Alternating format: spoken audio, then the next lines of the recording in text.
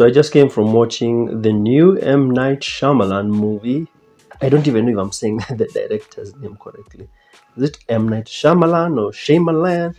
Shyamalan. Yeah, that's how you pronounce his name. Trapped, a story about Philadelphia firefighter Cooper Adams, who is a... I'm not going to give any major spoilers. So Cooper Adams over here is psychopath, serial killer. This movie, there's a lot to say about it. First off, when I saw Cooper Adams, he didn't look familiar to me. Then I googled him and I saw that he has been in Oppenheimer. So I think Oppenheimer is the only thing I've ever seen him in before. His acting here is, in my opinion, very good. Very good. There are times they do these close-up shots and you can tell this is the true face of a sociopath, psychopath, who's like pretending to blend in with people and act like he's normal, but he's not. His daughter, the person playing his daughter, is also a very good actor. The only people in this film who are not very good at acting are M. Night Shyamalan, who casts himself in his own film, and his daughter, who is...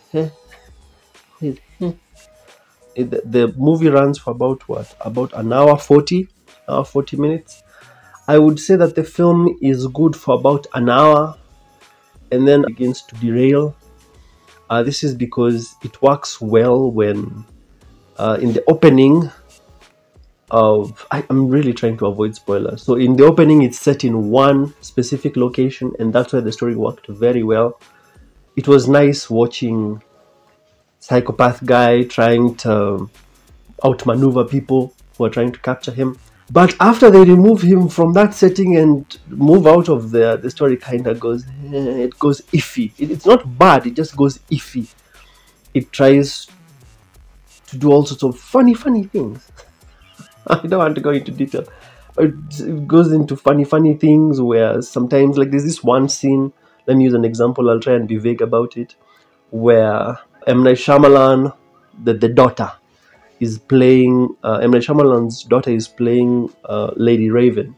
So Lady Raven is talking to psychopath guy, and she just looks at him and says stuff that I would not expect someone who is in the presence of a psychopath to say, you know. It comes out of left field. It seems very odd. Also, there are scenes where logic stops working. You ask yourself, why would a character ever do something like that? For example, there's this one scene, I'm pretty sure psychopath guy took some soda and put it in hot oil where someone was cooking some fries. If you watch the movie, you know what I'm describing. And then there's an accident and you ask yourself, why would anyone like be near that, or even put their face there, or even like be anywhere near that, knowing what happens when glass heats, oil interact, you know. Anyway, there are places where the story is just playing out, but it defies logic. Other than that, I felt like the film had so much potential. It started off so great. Pacing is mostly good, but somewhere around the 1 hour 20 minute mark, it becomes a bit convoluted, a bit bloated. It tries to be very smart, and I don't like movies that do that. I like movies that are simple, and then they go sprinkling a bit of like brilliance slowly over time as it's building up. That's why I don't like something like Long Legs, because Long Legs tries to be all smart and all complicated, and I just end up rolling my eyes because good film is not supposed to be like that, in my opinion. This is just my opinion. And this one tries to do a straight, simple story from the beginning, and then somewhere around the 1 hour 20 minute mark, it just derails and becomes a bit complicated-ish. And even the ending, the way it ends, like for a couple of seconds you're like, yeah, he did something smart, but I mean, it's not like it's going to help him in that specific situation. So out of 10, I would give a Trap a 6 out of 10. A 6 out of 10. The entire time I was watching it, I was just thinking this is a 6 out of 10. It's not a very unique idea, but the execution was mostly okay. It just lost footing in like the last 20-30 minutes. I remember by the time it was like coming to a close, I was like half awake because I was like, this should have ended. I don't know, I feel like it's too long. They're trying to do the whole, psychopath is clever than the person trying to catch him, a bit too much. They're extending it a bit too much. But other than that, I feel like it's a way more decent film than Long Legs. I am comparing it to Long Legs because I think they came out around the same time and they had the same hype. Yeah, I'd rather watch this than Long Legs. I gave Long Legs a 4. I'd rather give this a 6. The pacing is much better in this one. I was planning to do a reaction video to this one, but M. Night Shyamalan movies get a lot of hate.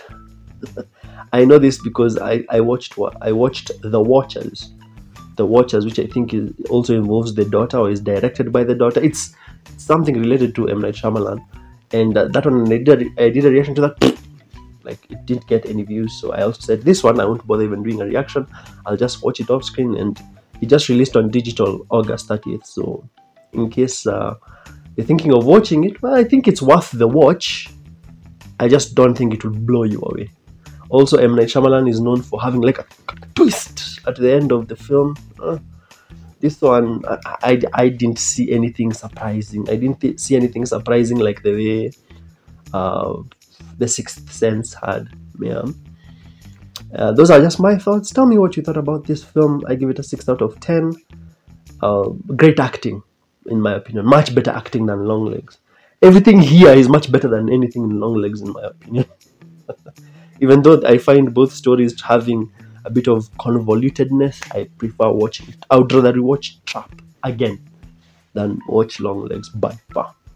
Yeah, the acting was very good, especially from the guy playing Cooper, the psychopath. Those are my thoughts. What are yours? I'll see you in the next one.